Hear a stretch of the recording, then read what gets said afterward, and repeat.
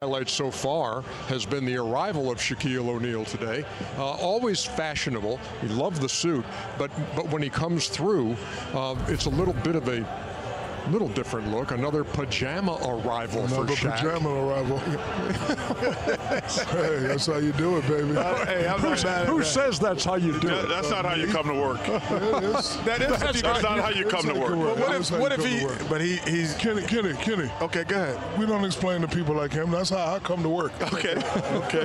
I was just gonna say he wasn't really coming straight from there. He was coming from somewhere else. See. It's called the PJ for a reason. I didn't want to do it, but now y'all. But hold on. It's called the PJ for a reason. I didn't want to do it, but now y'all made me do it. The reason why I come to work like that because I don't want to mess up my Shaquille O'Neal big and tall suits only available at JCPenney. Jacques Panay, that French brand. You already know. But I'm telling you, available at JCPenney in the big and tall section. I'm telling you right now, if some of the arrivals that we showed as we came on the air, if somebody had been in pajamas, you would have said you can't come to work like that. First of all, Yeah, that's right. I don't sleep in pajamas. I sleep. Listen, man.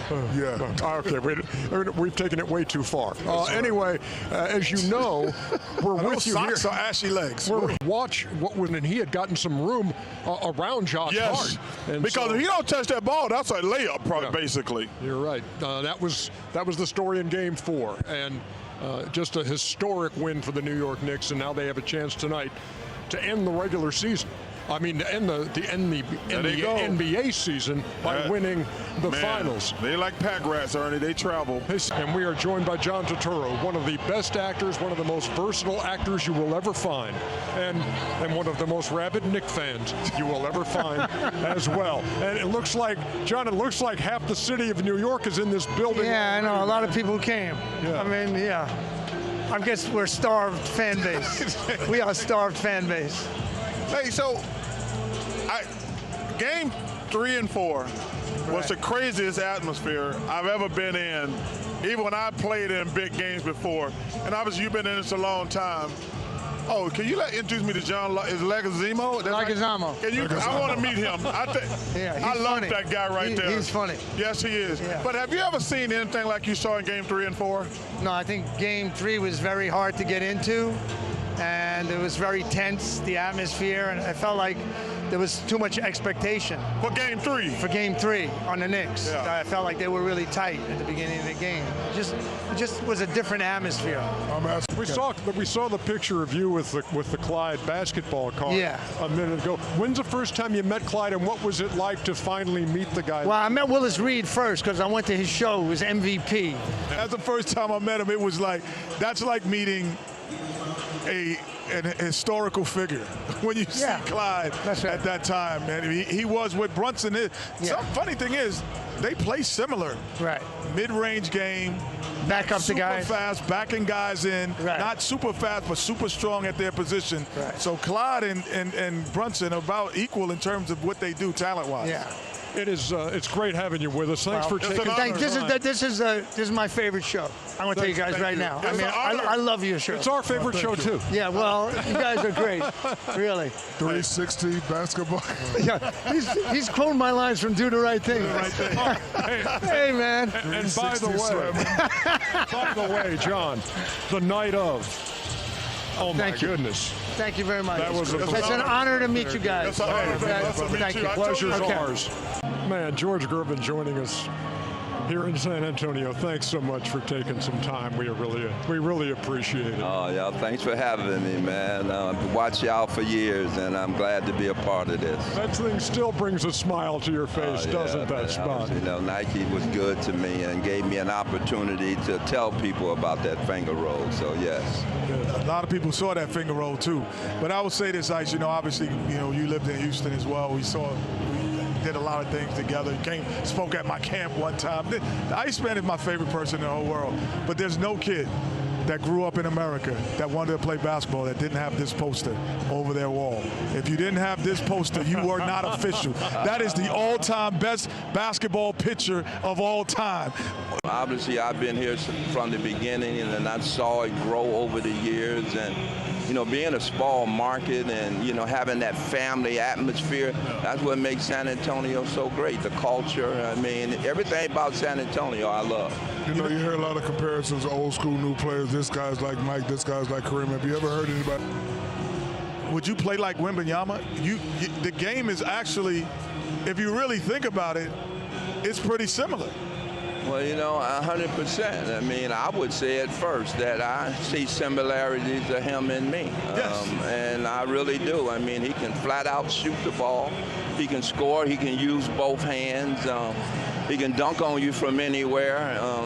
The kid is real special. Yeah, because you used to dunk left hand, right hand, yes. shoot the jumper. But he could finger roll. He could shoot that springer. He was a Hall of Famer, and Ice. You're a gentleman of the highest order, and this is great pleasure, for man. us to be here and have you with us. You're not around royalty. There's Fred, that El give us a Dorado. call, Fred.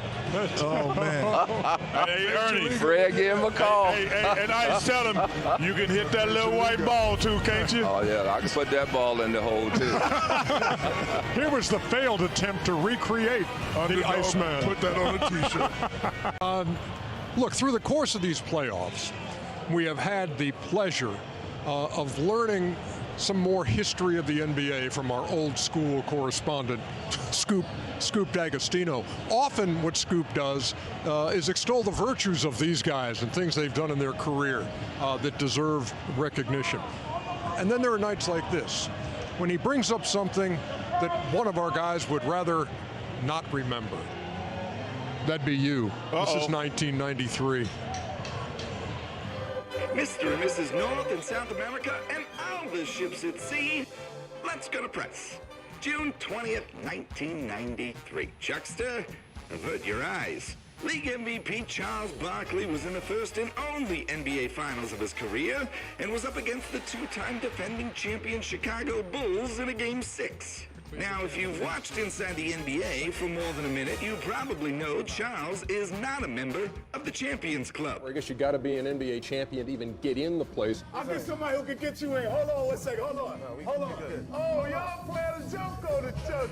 And so, while I was glad to see that you could chuckle to yourself through that. No pun intended. After more than 30 years.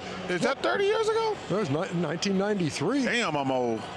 You almost had it, though, Chuck. What were you whispering to Scottie Pippen in that one shot? Do you remember? I don't even remember, to be honest with you. Scottie was a really good player and a good person, but I don't even remember what I was saying. I was probably talking trash.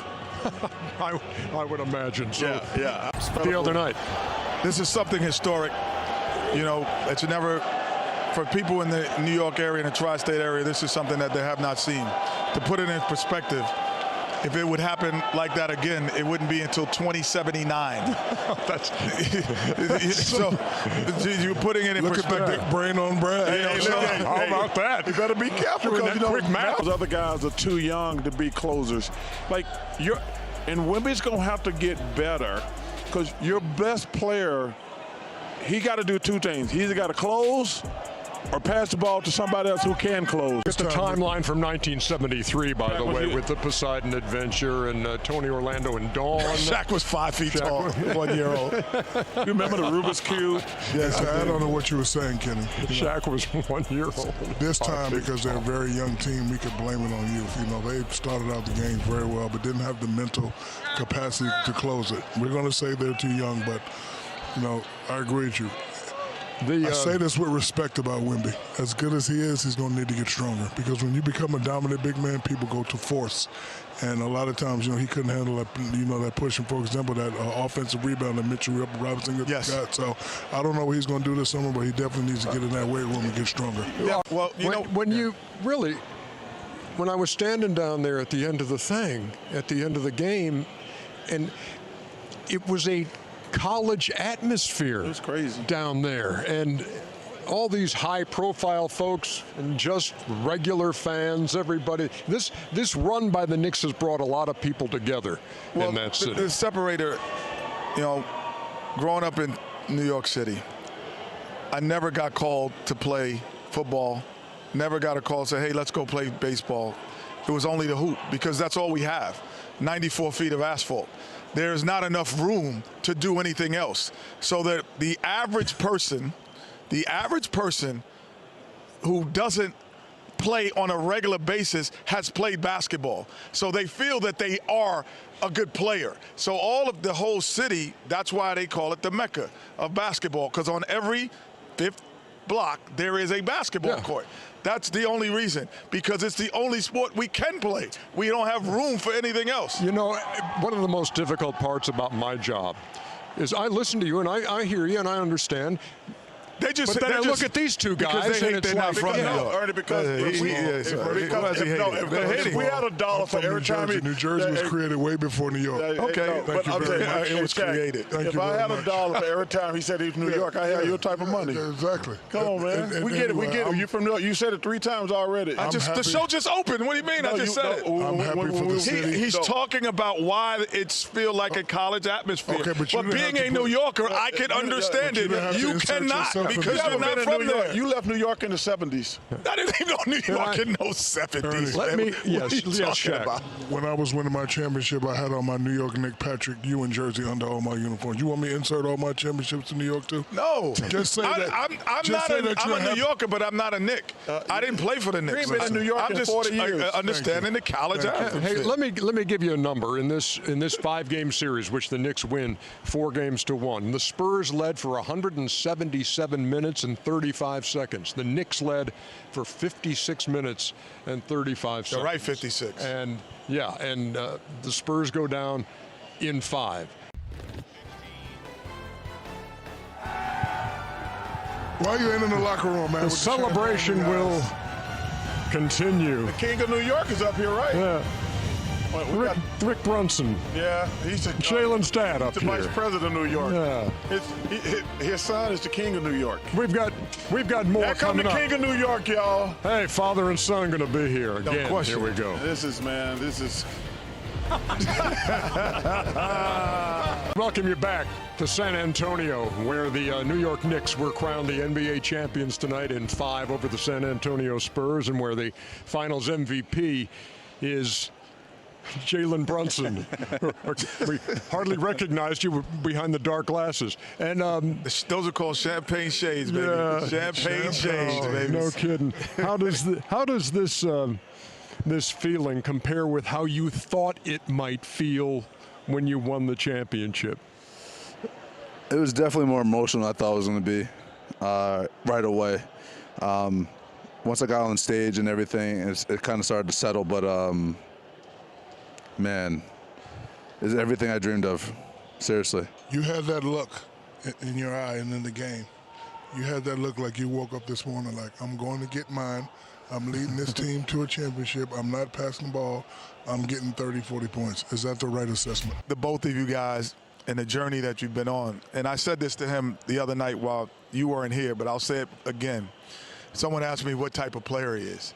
I was like, he's a winner. I was like, 19U, champion, MVP of that, Bob Cousy Award, two-time Villanova NCAA champion. Then now Against Carolina. Yes, against Carolina. That's why I remember the second one. Then you go into the NBA, and now you're an MVP in the NBA. And see how you shake it? Can you believe the resume? And I'm leaving out like 4 or 5 things. Can you believe it when you were sitting in that backyard? No, I'm sorry, in the park in Chicago, that video that surfaced. Did you envision anything like that? I'll be lying to you if I said I did. When we talk about it, you drive in the car, you dream about it. Never envision this. I have all his trophies. He has really all of them. He has not one trophy at his house. I'm gonna get this MVP trophy too. I keep all his trophies, and I could never envision this. But it's a credit goes to him. I mean, he's a worker.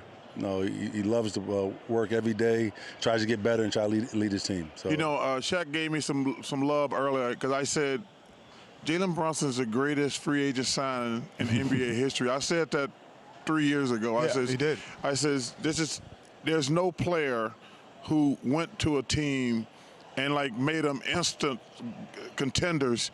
And in these years, I just want to say, man, it's been incredible. Can I say Shaq was the greatest free agent signing? He was. Yeah, but he was the number 1 pick in the draft. But still, and you expected him to be. Still, he left. He was the greatest. No, but I'm going to stop the argument too. Yeah. I love my son. Patrick Ewing, the best Knick that I've ever witnessed. So.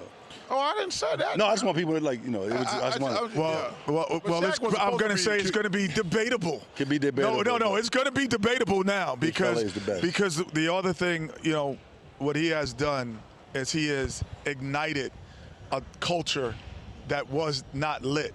It was the fuse was there. It was I called it the lamp that was plugged in with no power, and they just it was no power in New York, and he brought the power to New York. It's easier said than done, but like having the circle that I have around me, they keep me humble. Seriously, they really do.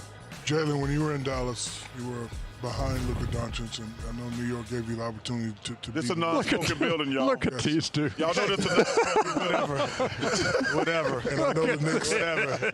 Find me. Find me and find me. And I know the Knicks gave you the opportunity to be the man, but did you think that the success would come this quickly, especially winning a championship?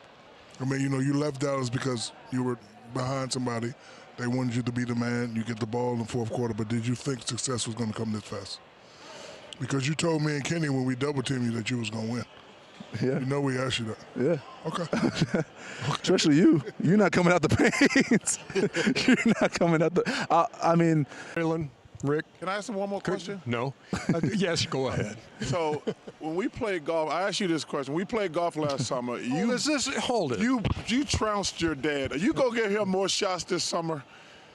I mean, I haven't played in a while, so I mean. He ain't either. He has more free time than We'll Jay. see. Hey, you be on my team this time. How about that? No, me and Jay just gonna trounce y'all again. Come on, man. Jay has already described him as the worst teammate in the history of golf, by the way. Yeah. That's right. All right. Anyway, as I was saying, thank you guys, and congratulations to both Thank of you. you. I appreciate it. And I know you've been saying it, but we would like to say congratulations, champ. Yeah. We could call you champ. The champ is here. The champ is It here. feels good to be called the champ, brother. Congratulations, guys. Thank you, guys. Where your shirt at? Can you please tell your guys it's a damn non-smoking building? No, man, listen. The men's smoker continues on the floor here in San Antonio. All right, we'll I be know back they're going to be smoking later, too. Hey, stop it. Back with the year-end Shaq and a fool after.